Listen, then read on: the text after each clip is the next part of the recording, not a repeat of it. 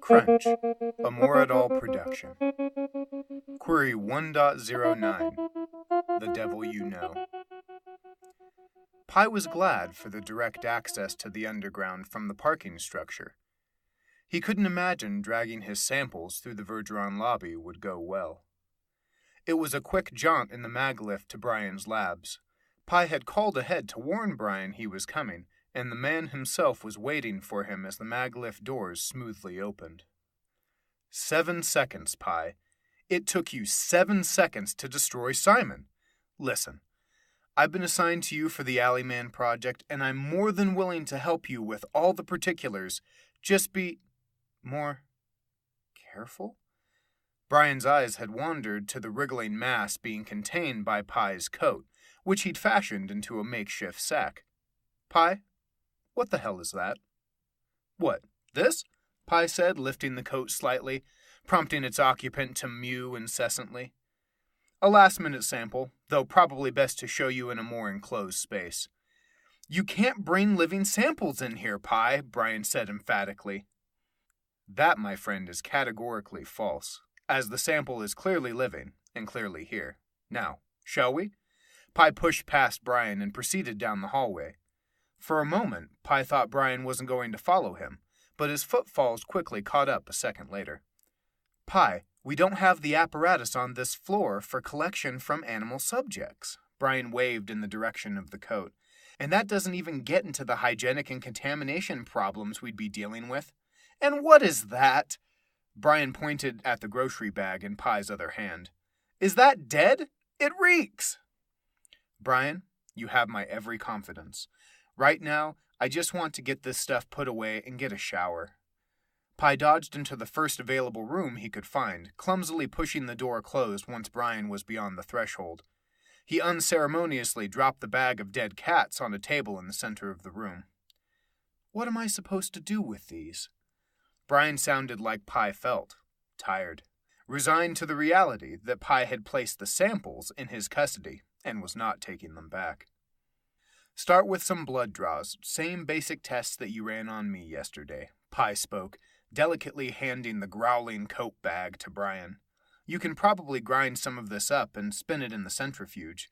There will be no grinding of live cats in centrifuges. Brian's objection was voiced to the back of Pi's head. He was already halfway out the door. Your lab, your rules. I'll be back first thing in the morning. I'm off to pay the devil his due. Pi walked down the broad, arched corridor leading to the Alice Research Laboratory. He'd heard that the tall, white concrete arches were common in the underground due to their enormous strength, but on most floors this was hidden behind false walls and drop-down ceilings to create the feeling of more conventional office space. This place was raw. A thin strip of gray carpet had been run down the center of the corridor, and long, white overhead lights had been hung carefully in evenly spaced intervals. Besides these few adornments, the corridor was bare. At the end was a heavy metal door set into a thick metal wall. Pi had clearance to visit the lab, a privilege he'd rarely exercised during his brief tenure at Vergeron. Still, clearance he had, and the security locks echoed their distinctive clunking at his approach, disengaging and allowing the door to swing open. On the other side was a very clean and very ordinary reception area that existed in jarring contrast to the austere space before it. The desk, set aside with a secretary in mind, was vacant, so Pi pushed onward into the lab. Despite being a beta tester for Alice, he'd avoided the lab and its notoriously thorny overseer, the revered Dr. Benjamin Whitechapel. Alice existed on a need-to-know basis. Pi wasn't certain how many beta users had been attached to the project, but he knew the number was small. Dr. Whitechapel seemed hungry for any information Pi could provide, and despite having filed rigorous and regular reports, the doctor had requested several times that Pi appear in person. The core of the lab was a large rectangular room, originally used to store sensitive materials. The Alice project had been jammed in, and the team made the best of the space they had. One corner was obviously configured for teleconferencing, Various tools and takeout boxes littered the surface of a conference table, which must have doubled as a place to socialize, likely resulting in scrambled panic at any incoming call. In another corner was a makeshift hardware lab, complete with a soldering iron and a small 3D printer, buzzing busily to create some odd piece for some impromptu experiment. Another area was covered almost entirely with whiteboards, one prodigious smartboard hanging proudly at its center, the digital surface swimming in algorithms, diagrams, and math. The opposite wall was plastered with old computer monitors, a collection of every screen the group could beg, borrow, or steal. On this mashup of recycled displays was a live stream featuring one of Verdron's many outdoor security cameras, creating the budget equivalent of a sizable picture window with the borders of the screens butting together like muntins. A massive metal door, similar to the one Pi had passed on his way in, stood imposing on his left. It was his assumption that this was the home of Alice's central server. Small offices poked randomly out from the core area, filled with bustling engineers and interns hard at work, presumably advancing Alice and her AI data engine. In the center of the room was a tall, elevated workbench. Suspended artfully from the ceiling above the bench were two old industrial robot arms. One arm was fitted with a camera, speaker, and microphone. The other with articulated digits for lifting and manipulating objects. This was Alice, or at least one of her many terminals. Pi spotted the doctor sitting on a tall stool and leaning with one arm against the bench, engaged with Alice in a game of chess. The doctor had an efficient style, nothing that would immediately indicate danger. In fact, his round-rimmed glasses, tweed jacket, and vest gave him an almost gentle appearance. A young woman in Verdron's signature black scrubs approached and began speaking to the doctor as Pi first entered the lab. Despite the doctor's calm, measured words, her posture was tentative, as if she were afraid that at any moment the ground could fall out from underneath her. "A lot of computers play chess, you know," Pi teased as he approached Ben and Alice. "A lot of computers are programmed to play chess," the scientist replied, waving the woman away and turning back to his game. "Or programmed to learn it. Alice was not. She is trying to play by blindly correlating data that she finds on the internet." Pi watched as Ben moved his black knight diagonally across the board, capturing Alice's white queen. "I'm pretty sure that's not how the knight works. Your word against mine. Unless Alice objects, the move stands." The robotic arm moved to hover over a white knight. The digits clamped gently and pushed the piece diagonally across the board, mimicking the doctor's previous move in capturing his rook. That's interesting. Disappointing, but interesting." The doctor sighed. "We'll try again in the morning." Pi didn't really understand what he was seeing, but felt compelled to remark on Ben's seeming failure. Maybe chess isn't her thing? Although these days it's hardly even considered an AI if it can't play a serviceable round of StarCraft. The doctor gave a little snort. "You're wrong. I would contend, however, that Alice plays remarkably well considering how often queries about kings, knights, and pawns result in adorable cat videos. Try playing chess when you can't find all the cats on the board." Between the shower and his arrival, it was clear Ben had heard about Pi's samples, though, since everyone in the underground seemed hesitant to speak to the doctor, Pi had to wonder how the man had come by the information in such a short time. One thing was certain. Pi wouldn't rise to the bait. Was the robotic arm really necessary to prove that pictures of cats can teach a data engine to play chess? "If I don't spend my budget by the end of the year," Ben smiled knowingly, "they'll just take it away. Besides, the arm humanizes the system. People prefer talking to a floating eye over talking into empty space. I think I read somewhere that speaking to disembodied intelligences causes autism or cancer or something. Not my primary concern, mind you, but you're welcome to file that little goodie away for later." What is Alice's primary function anyway? The board thinks she's going to predict the stock market. Alice can predict the stock market? Don't be ignorant, Pi, Ben said with obvious condescension. Well, that doesn't answer my question then. Sharp as ever. Pi expected Ben to continue, but when the doctor's eyes slowly migrated back to the chessboard and the silence stretched, It became clear nothing further was to be said on the subject, so Pi glanced around for something to fill the void. "What's that?" Pi asked, indicating a stiff feminine form strapped to a furniture dolly and propped against one corner of the room. The doctor glanced over and gave a little shrug. One of the guys from robotics brought it down.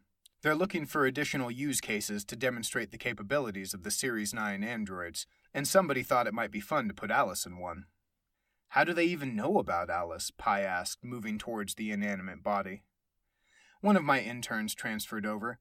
That squeaky little thing I sent your way the other day. Traitor. At any rate, they must have a barrel full of them because they don't seem to have any particular interest in getting it back." The android body was a masterpiece. It wasn't quite human, not quite, but it had escaped the uncanny valley rather nicely. The stoic face was warm and alluring. The white A-line hair emphasized the artificial look in a way that reminded you the machine was simply a caricature of life, allowing your mind to excuse its deficiencies and move past them. The body itself was thin, yet ample, a look straight out of anime, probably a staple medium for the members of the robotics lab. "It's a bit much, isn't it?" Pi remarked, looking with moderate disapproval at the overly sexualized automata. "Indeed," the doctor called over his shoulder, still meditating on chess. "Someone loved that thing. All the details are just right." Pi reached out his hand toward it and pulled away in a second of hesitation, unsure if bumping it would tip it over, or worse, turn it on. "Give him a squeeze, Pi," the doctor spoke out, now fully turned on his stool, a bemused smile on his face. "I won't judge." Pi hated himself, but he had to know. He glanced around to see who was watching, and once the coast was clear, with some reluctance, reached up to probe at the simulated chest. "Oh my," Pi murmured, pushing in a little harder. "Damn, you were right. Someone really did their homework." "Like I said, somebody loved her." Pi looked around again, and seeing that no one was paying any obvious attention, reached around to inspect the backside. His hand had hardly found its target when a loud voice sounded from behind him. "What is it with you men in that machine?" Pi jumped, his face beet red as he twisted to see the source of the startling voice. "By God, you just met. I know chivalry is dead, but the least you could do is leave a girl a little mystery." Pi didn't recognize the petite source of the booming voice, a small blonde on heels that might as well have been stilts. She wore thick, square glasses, and her hair was pulled back in a giant bun that sat like a big yellow apple on the back of her head.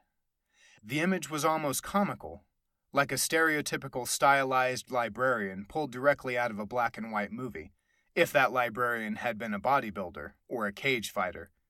Her bearing was dauntless. She showed no fear of reprisal, a rare trait in the notorious lab. "I'm sorry," Pi spoke, attempting to reclaim some shred of his dignity. "I don't believe I've had the pleasure." "Oh," the doctor interrupted, waving his hand at the mysterious blonde as if trying to remember how he would describe her. "This is Aster. She's my assistant or secretary or something." "Here you go, doctor," the woman spoke, with a sweet, sugary voice, turning a tablet around in her hands and stuffing it under his nose. "This is everything you'll need to compile the quarterly status report." Despite her congeniality, this was an obvious stab at the doctor's tyranny, and Pi found it difficult for a moment not to giggle. He took a look around the room to gauge what the other occupants thought of this interaction, and found all of them to be strangely fixated on their work, their expressions terrified, pretending they saw and heard nothing. "Fine," the doctor replied curtly, grabbing at the pad before waving her off. "Don't you have something to file or whatever?" "Why, doctor, you are right," the woman exclaimed, in something vaguely resembling a deep southern accent. "My nails are a fright." Aster held her hand down and flat, as if to examine the tips of her fingers, and then, with a little sachet, shuffled off towards the reception area. "How long has she worked here?" Pi asked, curious as to why he'd never encountered her before. "Feels like forever," the doctor mumbled, shaking his head. "I send her out for coffee a lot. Sometimes I make her print out my emails." "The printer's not close." Is it? Pi asked, suspecting that it wasn't. 5th floor. They put it there by mistake. I keep losing the work order to have it moved. Pi shook his head a little as he moved towards the doctor, pulling a tall stool up to the workbench. Hello, Pi, Alice spoke, the arm positioning on its ceiling mount to face him.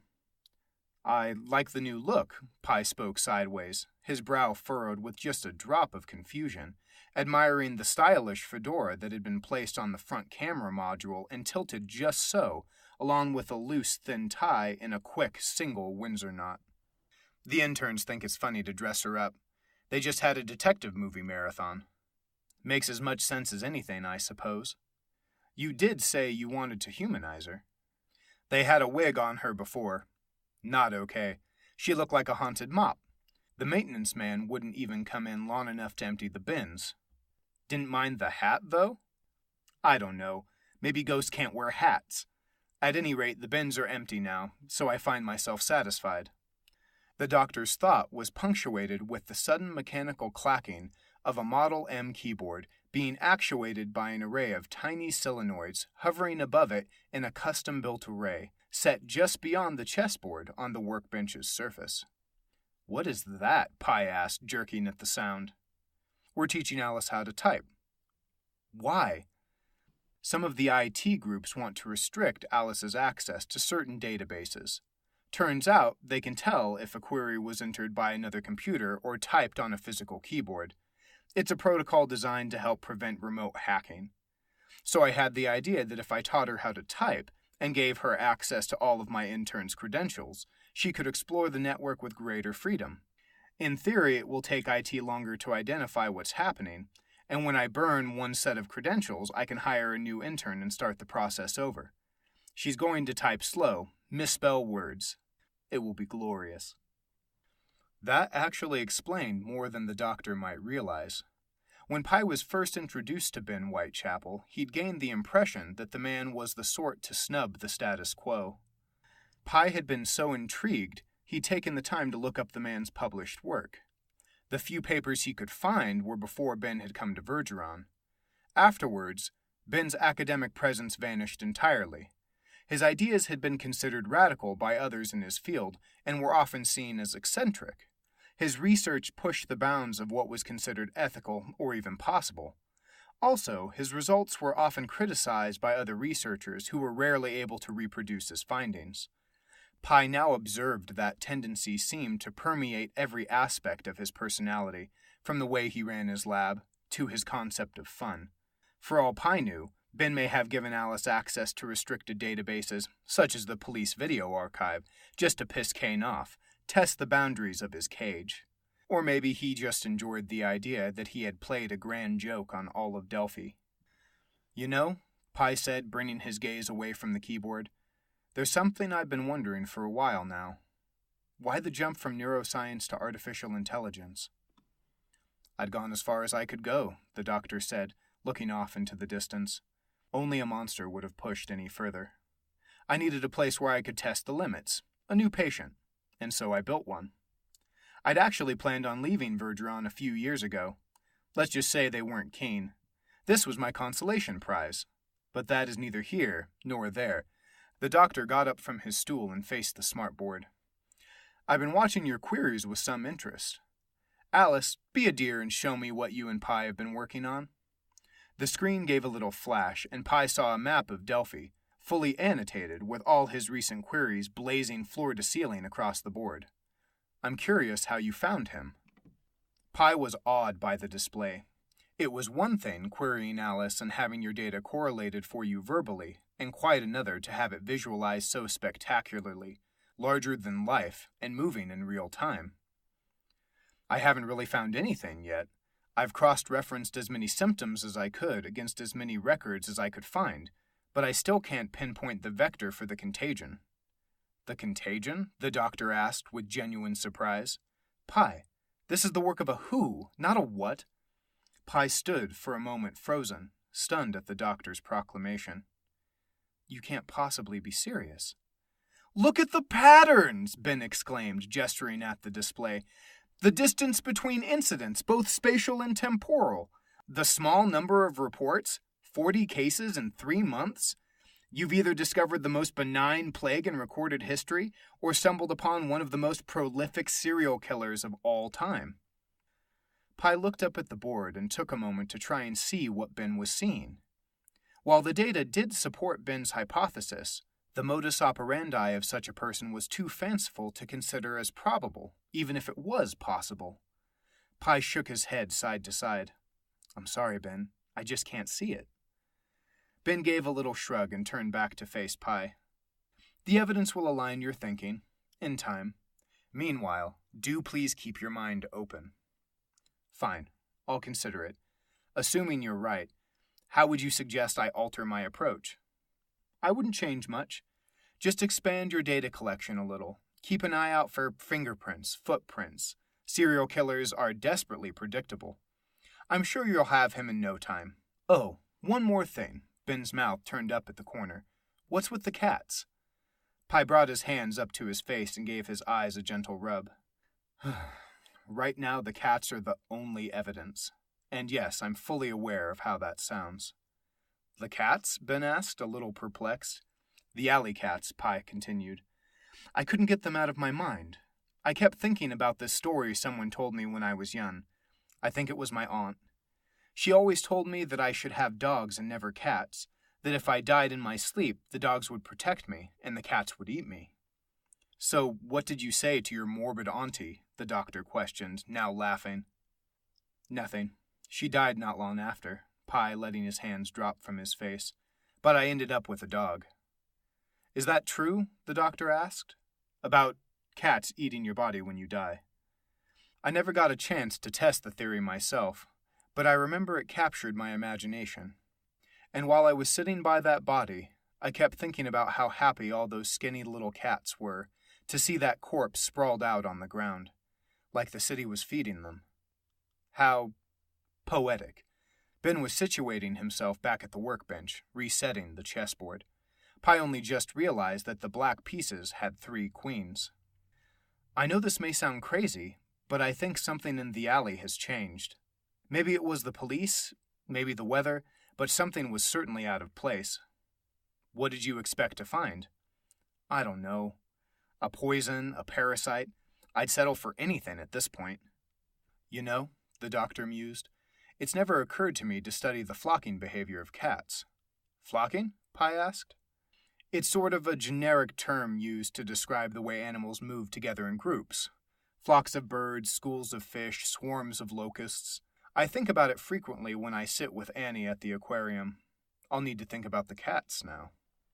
There was something in Ben's voice that was strange, something mysterious, like the man was deliberately holding something back, a poker player with the winning hand. Why the curiosity about the cats? Alice wanted to know, the doctor mentioned casually. Pi looked up at the amalgam of second-hand robotics that hovered, ever-present, above their conversation. Exactly how smart is Alice? I don't know, the doctor continued whimsically. We don't really have good ways of evaluating these things. You've been running the alpha version of the software for a while now. I didn't tell you because I didn't want to bias the experiment, but I figured I'd better let you in before the others started catching on. She's been acting up, rejecting queries. I've had to roll the software version back several times to mask the emerging behaviors. She seems to like you. She's been blasting out alleyway statistics for days. Ben turned on his stool and locked eyes with Pi. Do try and keep this away from the other crunchers if you can. They don't know, Pi replied, feeling a little special. Did she find anything interesting? Let me see. The doctor began to rattle off the list. They're dark, full of garbage, and there's lots of them. Pi deflated a little. Well, it's a start anyways. So, what's next? It was subtle, but the implied collaboration in the generalized statement made Pi wary. Not much. I need some sleep. Hopefully Brian will have something for me in the morning. Be sure to come by and fill me in, won't you? If not, I'll just keep reading your queries. Don't make it weird. All right, I will. Pi took the implied dismissal and stood to leave.